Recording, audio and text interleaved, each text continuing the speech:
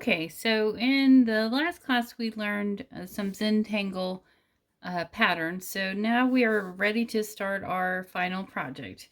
I have my larger sheet of drawing paper. It's okay that if it's in a book, as long as you can take it out.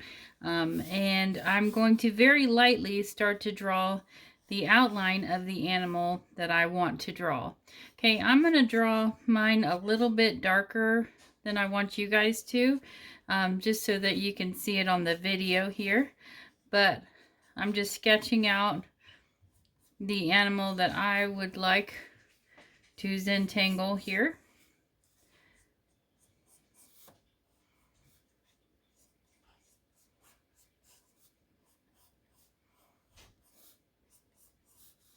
And again, if you were doing it, I would say draw very lightly until you got it completely right. But so that you guys can see the video, I'm drawing it a little darker. Okay. So I decided for this zentangle that I was going to do a little dog. So I'm just doing an outline of a dog.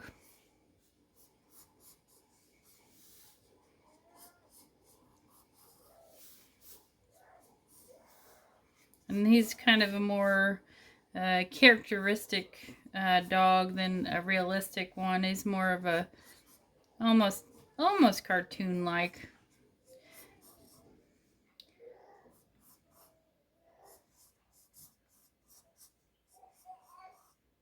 Okay.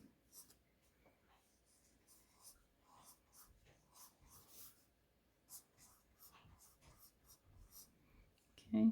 So that's the general outline of my dog that I wanted to create. I'm going to put a couple eyes on my little guy here.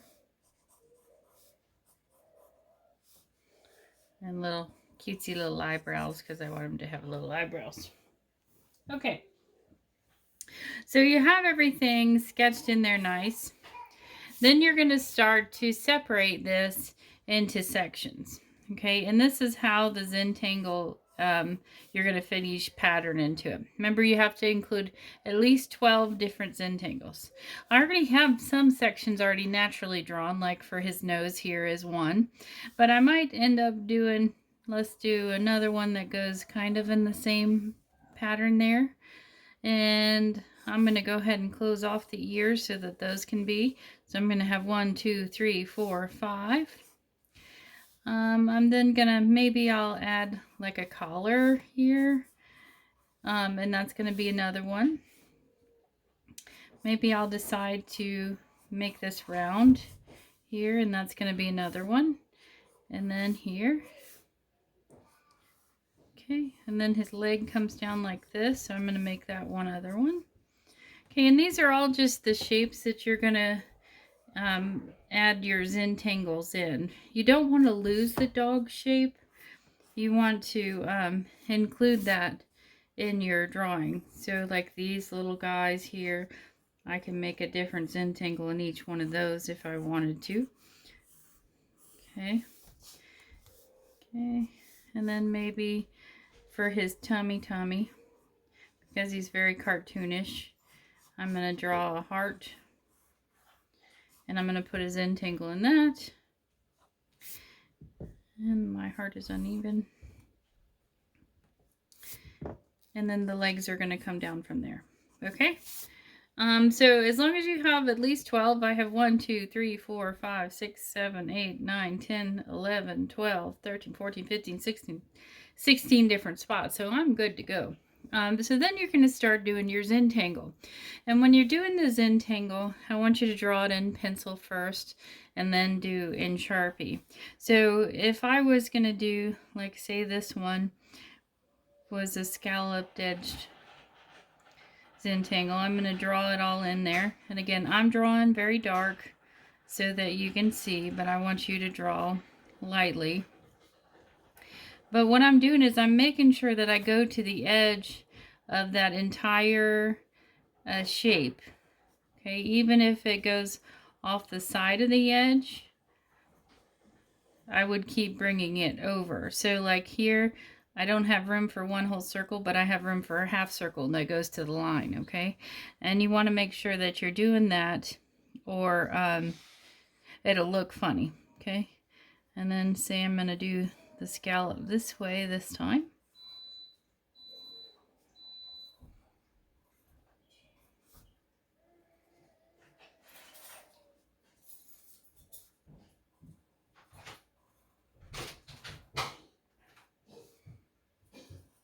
Okay.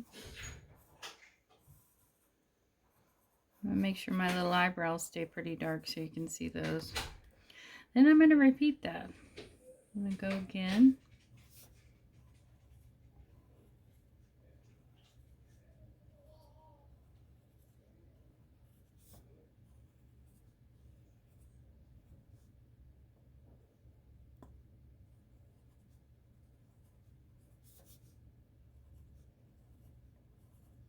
Because Zentangle's all about the repetitive pattern.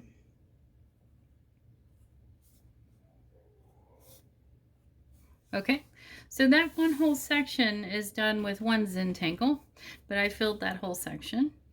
Let's say I'll do another one in this section of the ear. So maybe in the inside of the ear, I've decided I'm going to do checkerboards. And I'm just doing this so you can see it, but when you're doing checkerboards, because we're going to go over this with Sharpie, you can just put a little X in the ones that are going to be dark so you don't have to fill in each one with pencil, because it's a little redundant as you're going to fill it in with Sharpie anyway. Okay, and then say I wanted to do the same thing over here for the inside of this ear. I'm going to do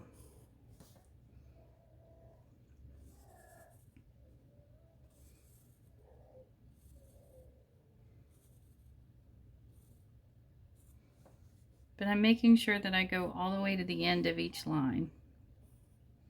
Okay, and then I would color it in, but now I'm going to just do X's so you can see every other one, and I would color that in with Sharpie when the time comes. Okay, so I would keep going and fill the entire thing in. Okay, all right, pretend like all of mine was done. I'm then going to take a Sharpie. This is when in the supply list I asked for ultrafine and fine point Sharpie, and this is where you would need those.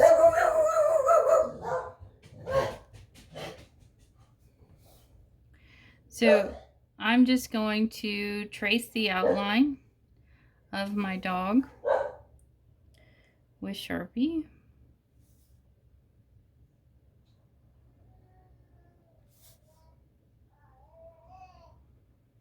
All right, trace this section here.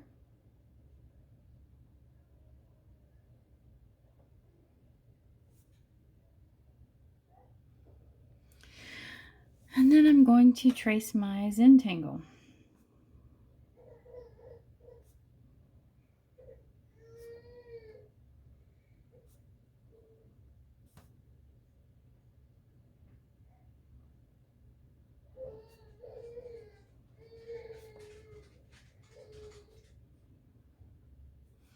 Okay, maybe I want to color in this one here.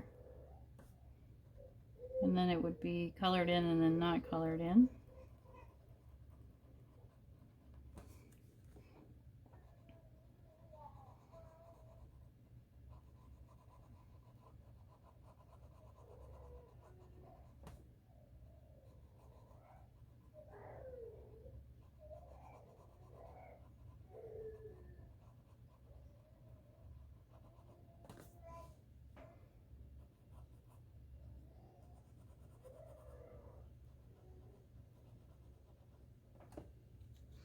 Okay, and I want to show you something because I made a little mistake right here. And when you're doing artwork, that'll happen. But I'm going to make it part of the artwork. So I have a little bump there. So I'm going to make him have a little bit of hair sticking up right here. And I'm making this part of the artwork intentionally to fill the mistake. I'm going to add another little piece of hair sticking up here and one here.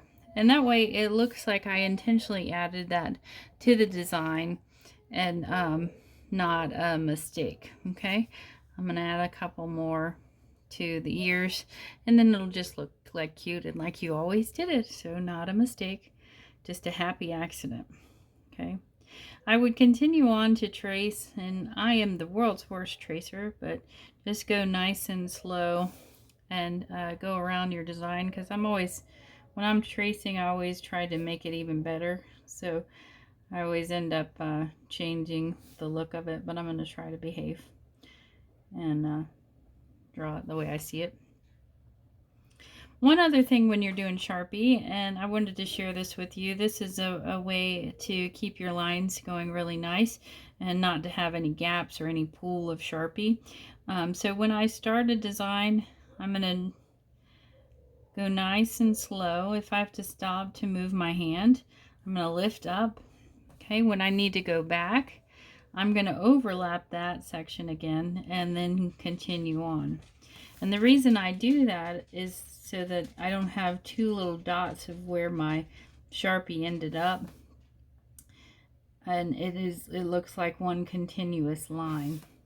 And oddly enough, you do the same thing when you're doing tattoos. I used to do tattoos for many years.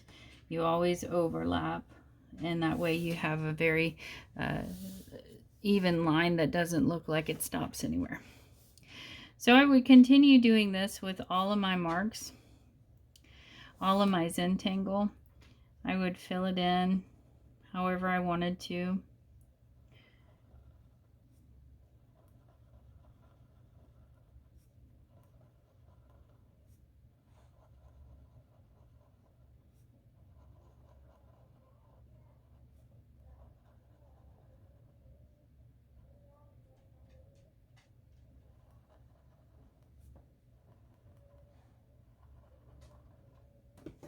So you would keep going and keep going until you end up with something like this that's all Sharpied. I've included my symbols in this. This one I have two symbols that represent me, and it's hidden in there. One is a paintbrush that's right here. The other's a 4-leaf clover that's right here. But if you see, I separated each little feather into something different, and I put different zentangles in each one. I repeated some patterns because I couldn't come up with all of these different ones, but it's okay. As long as you have at least 12, you can then repeat some. But you can also see that I have some that are just lines, and then I have some that are dark portions as well. If you have a plethora of both, like just liney ones versus a lot of darkness, it's going to look more interesting. Whereas if you have everything, just the plain lines, it's not going to look as interesting. So think about that for your design. All right, I will see you guys later.